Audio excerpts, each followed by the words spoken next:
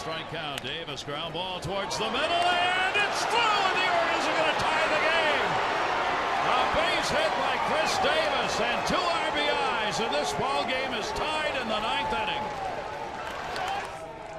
Teagarden puts it in the air to right field, down the line. Will it stay fair? Yes, it will. Throw will come into second base. RBI as McLeod scores, and Teagarden gets a pinch hit single, and the Orioles have a 3-2 lead. Well, Taylor Teagarden doesn't get many hits, but they're all huge. Single, McLeod single, sacrifice Hardy, and then Davis brought him home.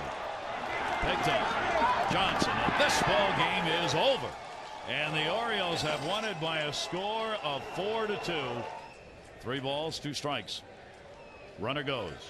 Swung on, hit in the air to left field. It is near the wall, and goodbye, home run!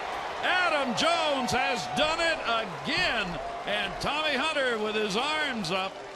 A 2 RBI homer for Jones, his 2nd this year against his former team, and the 3rd of his career, and the Orioles have a 3-1 lead.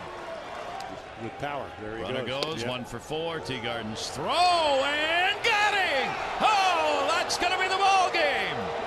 As Taylor Teagarden throws out Michael Saunders to end the game, leaving Jaso at the plate and a runner at 3rd, and the Orioles have swept Seattle, their 15th straight extra inning win. Only 2 losses